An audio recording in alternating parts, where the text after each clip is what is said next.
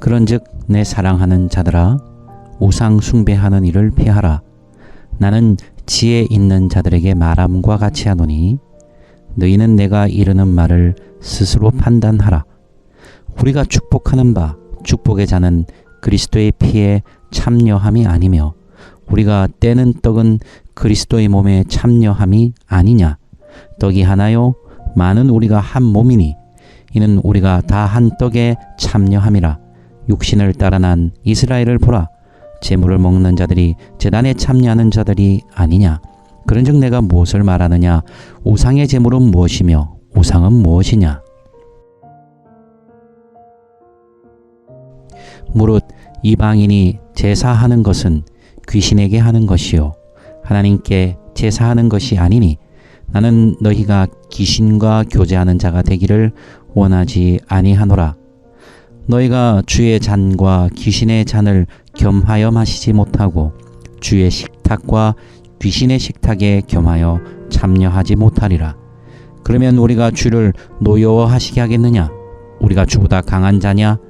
모든 것이 가하나 모든 것이 유익한 것이 아니요 모든 것이 가하나 모든 것이 덕을 세우는 것은 아니니 누구든지 자기의 유익을 구하지 말고 남의 유익을 구하라. 무릇 시장에서 파는 것은 양심을 위하여 묻지 말고 먹어라. 이는 땅과 거기 충만한 것이 주의 것임이라. 불신자 중 누가 너희를 청할 때 너희가 가고자 하거든 너희 앞에 차려놓은 것은 무엇이든지 양심을 위하여 묻지 말고 먹으라. 누가 너희에게 이것이 제물이라 말하거든 알게 한 자와 그 양심을 위하여 먹지 말라. 내가 말한 양심은 너희의 것이 아니요 남의 것이니 어찌하여 내 자유가 남의 양심으로 말미암아 판단을 받으리요.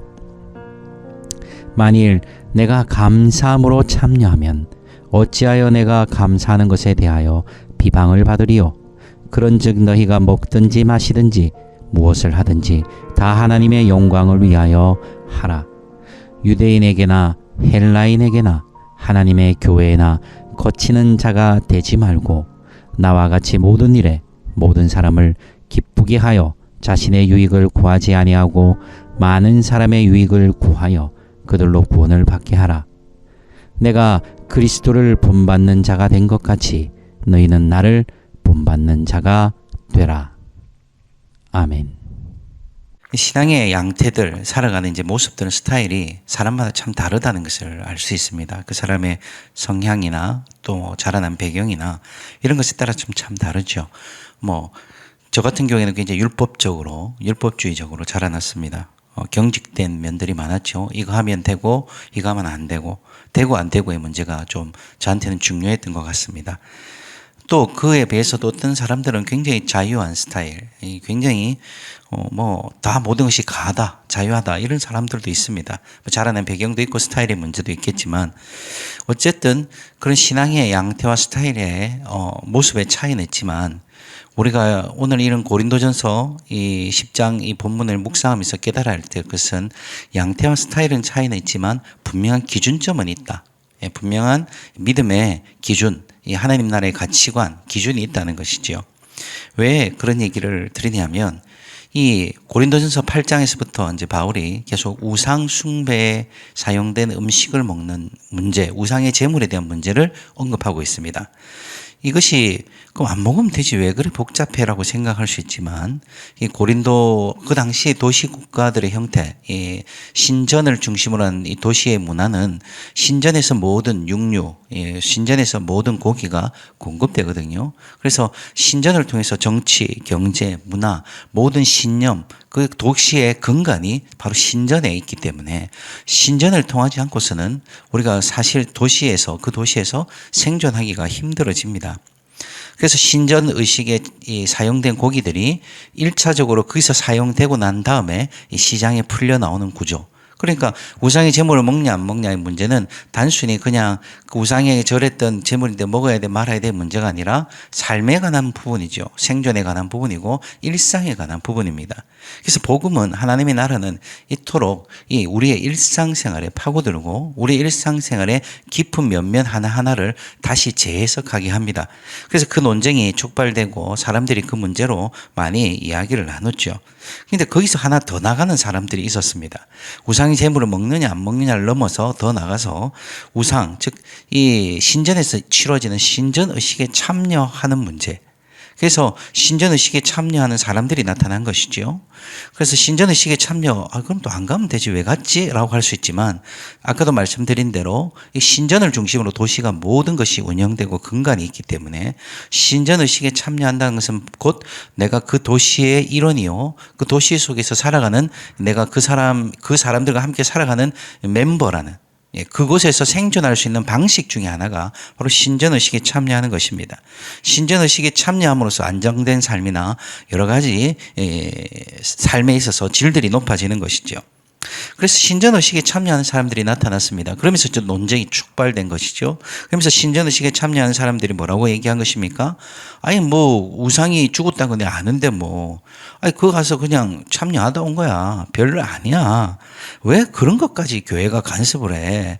왜 이런 것까지 뭐 아니 하나님이 살아 계시고 내가 귀신이 죽었다는 거 아는데 그럼 됐지 뭐 라고 하는 사람들이 나타난 거죠.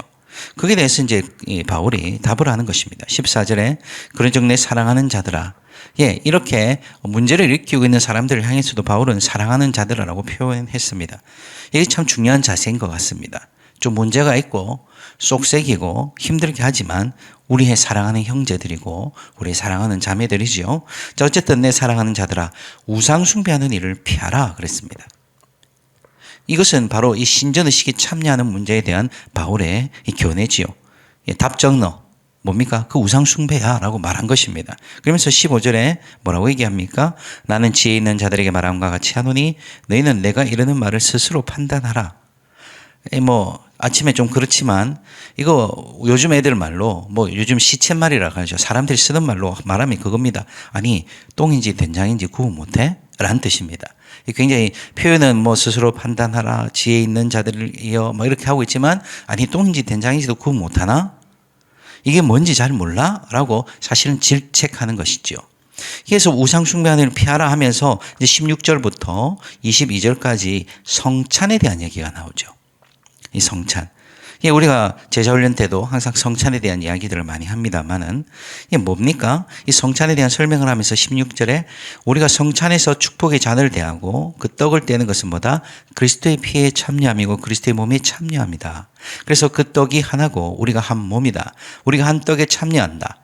즉 뭡니까? 16절 17절의 핵심은 우리가 성찬식에 참여함으로써 우리가 한 몸이며 하나로 연결되어 있다는 것이죠. 우리가 잘 아는 대로 그리스도의 몸, 우리 교회는 공동체는 하나라는 것입니다. 그리고 그 하나인 증거가 뭐라 그랬습니까? 성찬식에 참여하는 것이죠. 그러면서 이제 얘기하는 것이 이제 20절에 보십시오.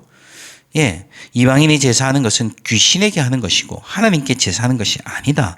그러면서 나는 너희가 귀신과 교제하는 자가 되기를 원하지 않는다. 즉 신전의식에 참여하면서 사람들이 내가 귀신이 죽었다는 거 알아. 사단이 뭐 그 우상숭배 끝 아무것도 아니지. 그건 뭐 갈 수도 있잖아. 왜 그래? 라고 교만하게 말하는 자들에게 그것은 바로 귀신과 교제하는 것이다. 귀신에게 제사하는 것이다. 즉 신전의식에 참여하는 그 자체가 뭐다?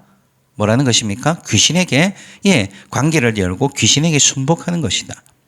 여기서 우리가 뭐 그러니까 제사에 참여하는 것이 된다 안 된다 이런 문제를 촉발시키는 것이 아니라 그 이면에 깔려있는 즉 우리가 어떤 신전의식에 참여하는 거 볼 수도 있고 뭐 한번 갈 수도 있지만 사실은 그 신전의식에 참여하는 것으로 말미암아 이것이 귀신이 있냐 뭐 우상이 산 신이냐 죽은 신이냐 이런 문제에 상관없이 그 귀신의 문화 귀신의 영향력 그 사단의 그 영향력 안으로 들어가는 것 즉 영적인 일이라는 것이죠.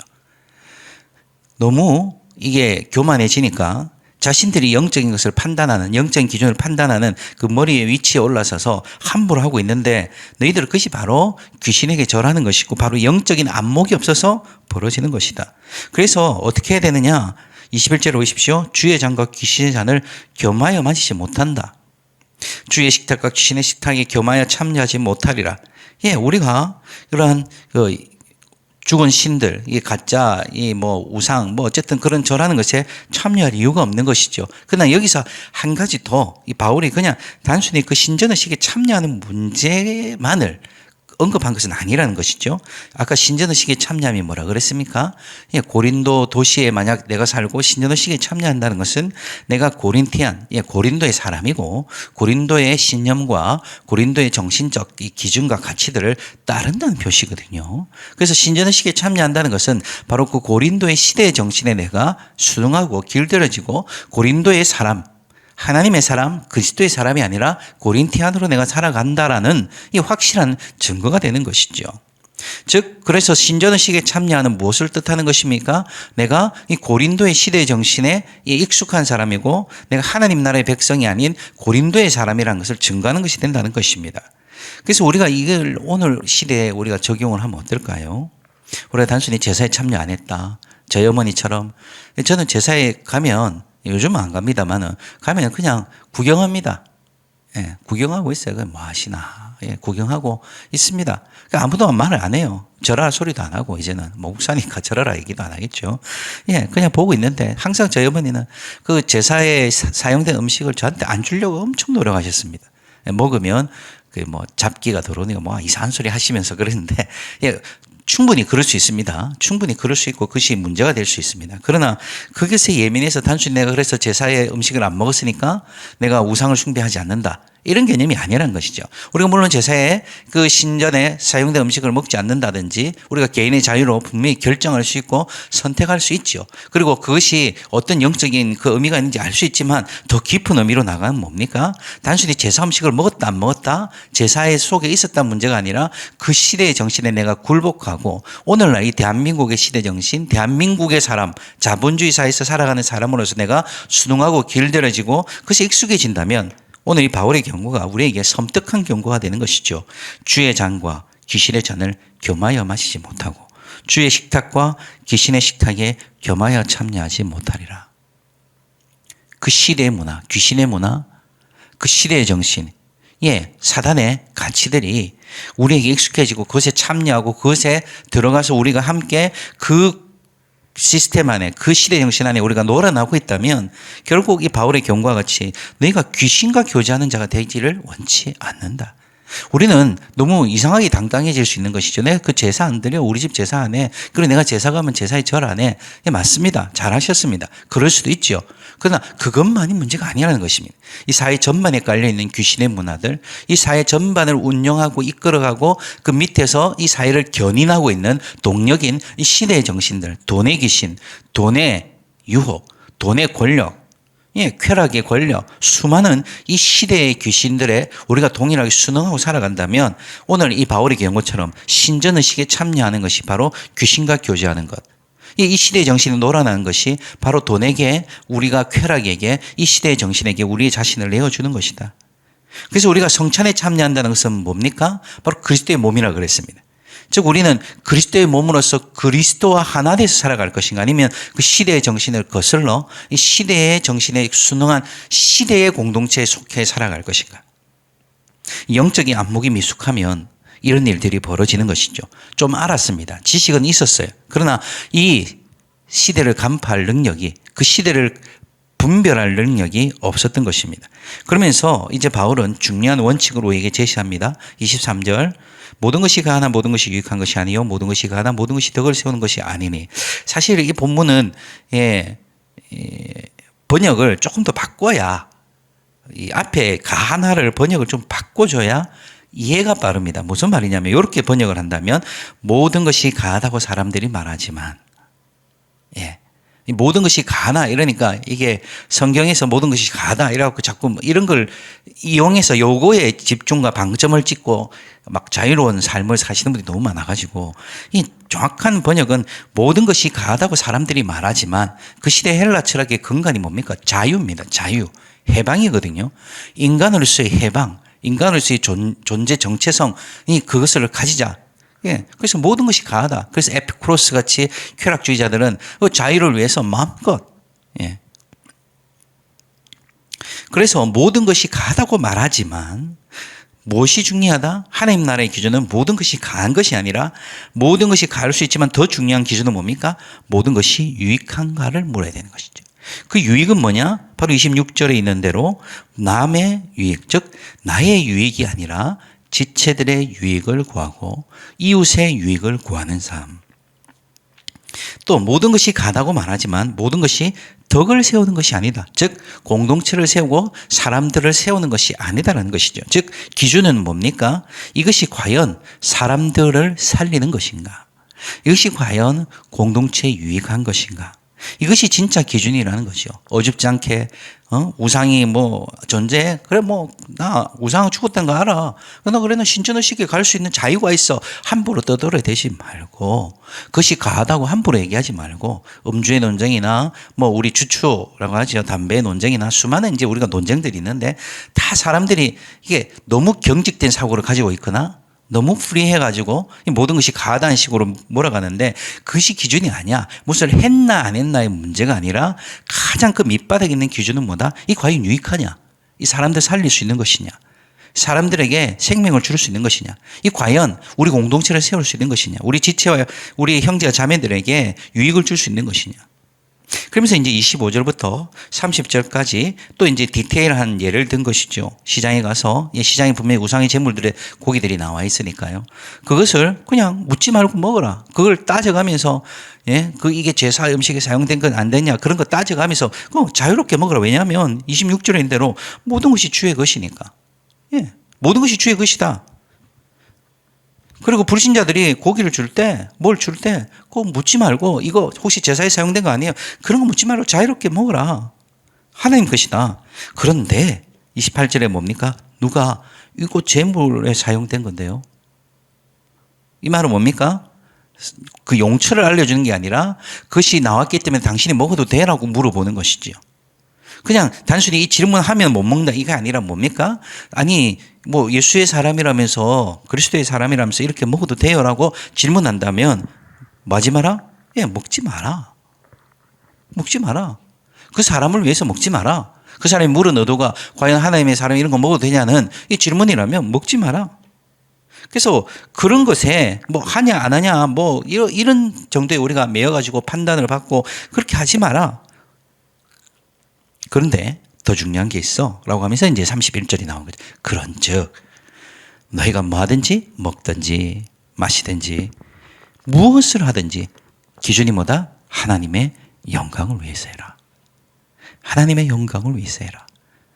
오늘 우리들의 삶에서 가장 큰 기준이 뭡니까? 하나님의 영광을 위해서 하는 것입니다. 하나님의 영광이 되냐 안 되냐 이게 가장 중요한 기준인 것이죠. 그래서 그럼 하나님의 영광이 되는 게 뭡니까? 사람들한테 승리의 깃발을 휘날리면서 내가 이 정도 위치에 올라섰어요. 내가 이런 권력을 가졌어요. 내가 이런 성취를 했어요. 그런 거 보여주는 게 우리는 하나님의 영광이라고 착각하기 쉽지 않습니까? 그것이 하나님의 영광이 아니라는 게 아니라 우리가 뭐 1등 하거나 뭐 성취하거나 금메달 따거나 하나님의 영광 돌립니다 할 때 물론 하나님 영광 받으시죠. 그러나 하나님이 정령 진짜 영광을 받으시는 것들은 이 본문에 의하면 뭡니까? 32절에 보십시오. 유대인이가 헬라인에게나 하나님의 교회나 뭐가 되지 말라? 거치는 자, 걸림돌이 되지 말라. 걸림돌이 되지 않는 것은 뭐다? 나와 같이 모든 일에 모든 사람을 기쁘게 하여 자신의 유익을 구하지 아니하고 많은 사람의 유익을 구하여. 우리는 모든 사람을 기쁘게 할 수는 없습니다. 여기 또 은혜 받으셔갖고 모든 사람을 기쁘게 해야 되는 이게 그런 식으로 적용하지 말고 이 전체적인 맥락이 뭡니까? 나의 유익을 구하지 않고 다른 사람들의 유익을 구하는 것. 그래서 우리가 제자훈련 때 제가 한 번씩 조이 얘기했었습니다. 조이라는 선교단체가 어떻게 이 닉네임, 이 조이라는 것을 가지고 어떻게 이름을 풀어내는지 Jesus first. 그 다음 O, others. 그 다음 you, why. joy. 기쁨의 진정한 기쁨은 예수 그리스도. 그 다음 나의 이웃, 그리고 당신. 이 순서가 있다는 것이죠. 그래서 모든 일에 뭐 하는 것? 나의 유익을 먼저 구하는 것보다 다른 사람의 유익을 구해주는 것. 이런 걸 들으면 많은 사람들이 그럼 내가 호구처럼 살라는 거예요? 그게 아니죠.